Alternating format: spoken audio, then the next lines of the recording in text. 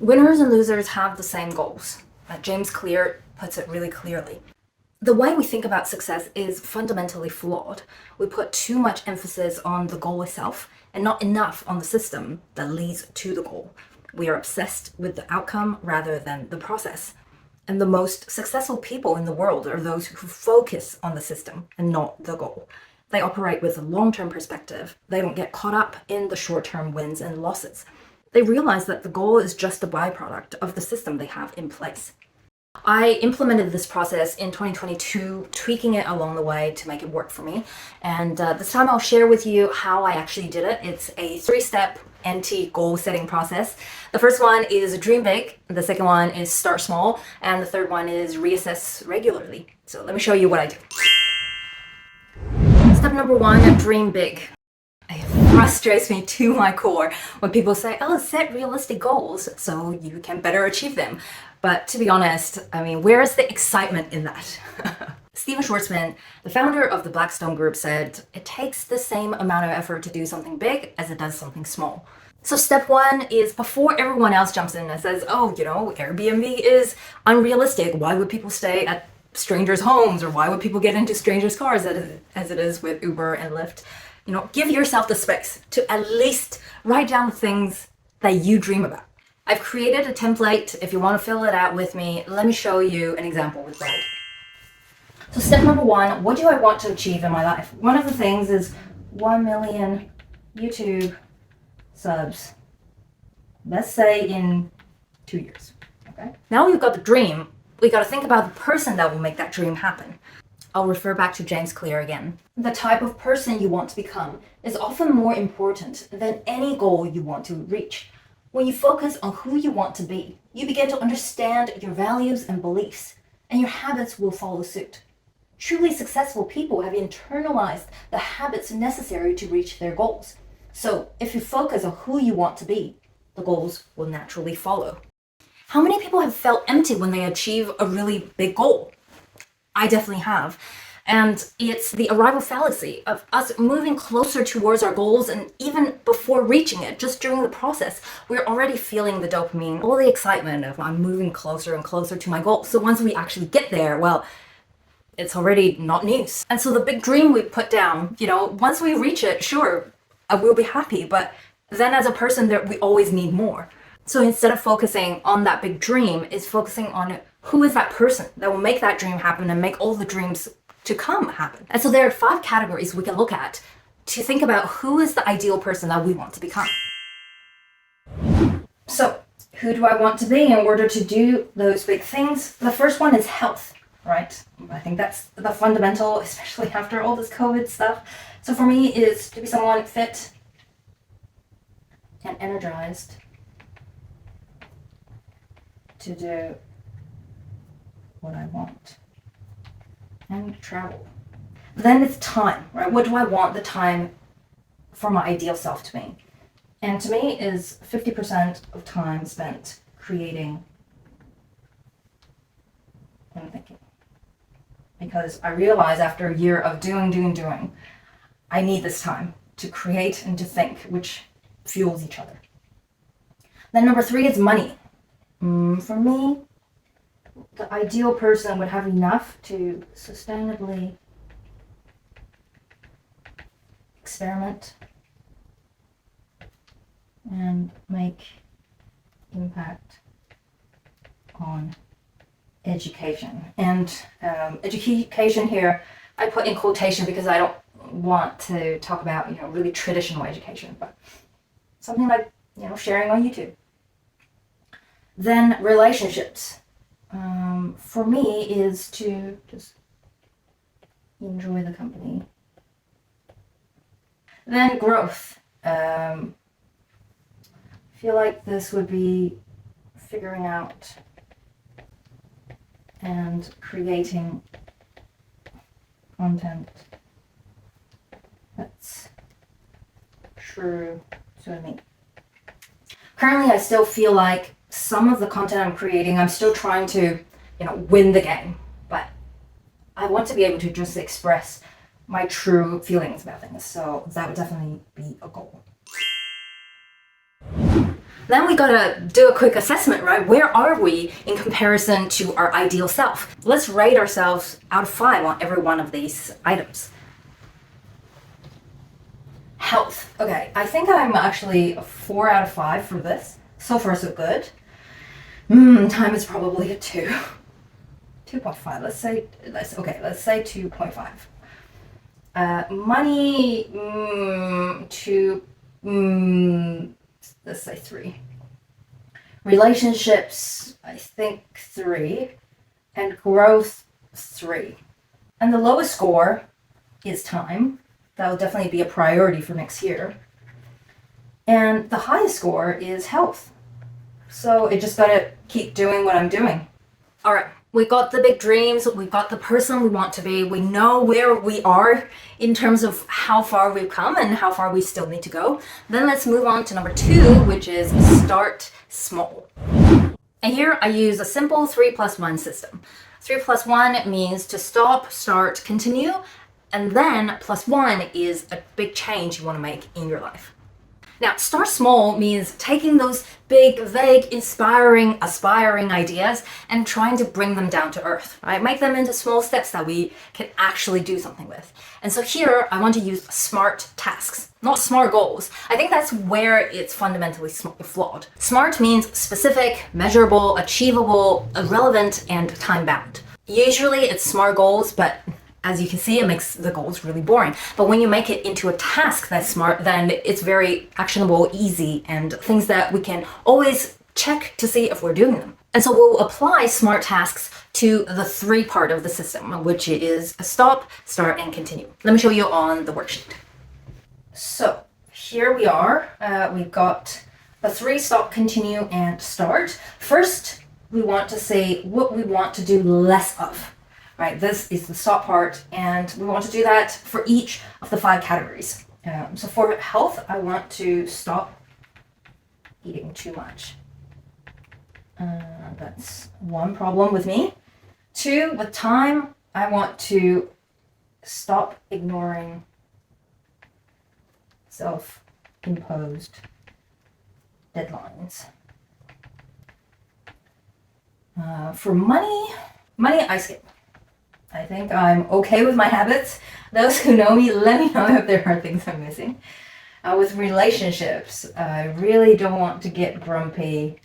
Stop getting grumpy when angry. I mean, I can control this when I'm with people that are not close to me, so surely I can do that for the people I love. And for growth, it's to put off making YouTube videos when busy. So that is no good. All right, so that's stop. Then for continue, like things I want to continue doing. Health is workout, let's say 3 to 5 times a week. Things I want to continue doing with time, definitely scheduling in time to create YouTube videos. Doesn't always work, but I still want to continue scheduling time. For money, continue to invest. For relationships, I want to continue to call that are far away. And for growth, I want to continue reading every day. Okay. Now, I just want to stop here and say that even with just these 2 things, right? Stopping the things that are not helping you becoming the person you want to be and continue doing the things that are working, already you will level up. It's that simple, right? That's the small changes we need to make. And small things every single day, well, that's compounding time, right? Okay, let's do a quick spot check of whether the tasks we've written down are actually smart, right? Stop eating too much. Maybe this is every meal, right? So we know that we can measure this every time. Or let's see, continue to invest and make this more specific. Continue to invest monthly, recalculating amount every quarter. Okay, so things like this, making sure that all the things you're writing down are smart. Then let's go to the third part of the 3+1 system, which is what do I want to do more of? And a good way to look at this is the things that you're stopping to do, what are you going to replace this with? And this can help you stack your habits, right? If every time you do something, you stack another habit on top of it, you are more likely to get them done. It's like every time you want to eat ice cream, and instead of going for that, you have some yogurt. So I want to do more of use a smaller plate for every meal, for example. Meal at home. For time, ignoring self-imposed deadlines. How about $100 in penalty box?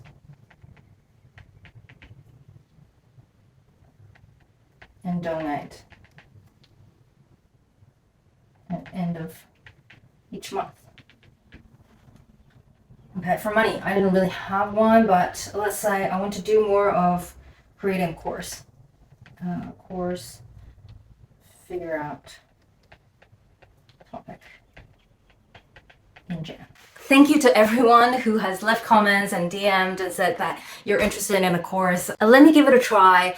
I will definitely be recruiting beta users for it at a discount, so stay tuned for that. Now, relationships. Right, stop getting grumpy when hangry. So what do I want to do more of? Let's say annoyance trigger every time I get annoyed. Okay, and 5 for growth, right? Putting off making YouTube videos when I'm busy. I think what I need to do here is make shorts if I don't have time to make full video. So that's the 3+1's 3-part. Now for the +1 of the system. And this is to stir things up, shake things, and make it more exciting. The 1, it's a one change that I've always wanted to make, but for some reason haven't gotten around to it. Now, so many people miss the point, which is that there are things that you dream of doing, but when you actually do them, you might hate it. So instead of fantasizing the ideas that you come up with and things that you think you want to do, why not just break it down and start somewhere and test it out? You know, if you love it, great. You can continue doing it. Why wait? And if you don't like it, well, lucky you tried it, so you can try something else, right? And if for some reason you don't have anything you like to do or any change, then, you know, start with what Eleanor Roosevelt suggested. Do one thing that scares you every day. Now let's go on to number 3, assess regularly. Specifically, we're talking about daily, monthly, and annually. Because it's all well and good when we plan it, right? The world is going to be amazing, but life gets in the way and we never check back and see if we're on the right path, if we're making any progress, if things actually make sense. First, daily. We got to keep the momentum going. I have a template I use every single day to track where I'm at. You can feel free to download it. But even if you don't use the download, it's very simple. Just at the end of the day, ask yourself, did I do less of what I said I would do less of? And did I do more of what I said I would do more of? Knowing this assessment is coming at the end of every day, you make sure you squeeze in some time to do these. Then there are 3 questions to ask at the end of every month. They are, what's energizing me? What's draining me? And what's important to me right now? Is it aligned with my big dreams and my 3+1 system? The end of the month is a perfect time to recalibrate, right? When we set out the plans, we actually didn't try any of these things. So now that we've given ourselves a month to try, let's see, you know, does it work? Do we need to make tweaks? Do things still make sense? Like, I don't know, if you suddenly had a baby or something big happened in your life, maybe your whole world has changed and now you have new priorities and new dreams. So your dreams could change, your systems could change. So give yourself space to recalibrate. Then, at the end of every year, I want to do a quick personal annual review. There are 6 questions I ask myself. To understand the direction of next year, the first 2 questions I ask are, what are the highlights and lowlights? And If I could wave a wand and change something in this year, what would it be? What would I change? With that, I can think about how to replicate the highlights and remove the lowlights for next year. And the things I wanted to change about this year, I can do it for the next one. Then there's a moment of truth. There are two questions I ask here, which are, what did I do out of fear? And what was the consequence of that? And the other question is, what did I not do because of fear? And what was the consequence of that? Because I think we just need a moment to be real with ourselves. We do things out of fear all the time. You do something out of FOMO, for example, and we need a moment to assess that decision. Was that a good one or a bad one? Next time when we face fear, what should I do next? And on the flip side, what were the things I was too afraid to do for whatever reason? And how does that impact my life? Am I still thinking about it? Maybe next year, that's the change I take on in the 3+1 system. Then, for the learnings of the year, right, we got to take away something. And the first one is the top 3 to 5 learnings, or quotes if you can't find learnings, that inspired me this year.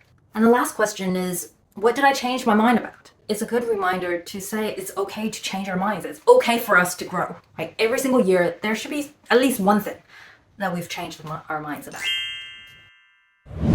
And throughout the year, I also use decision journals. So check that out, and I'll see you in the next video. Bye.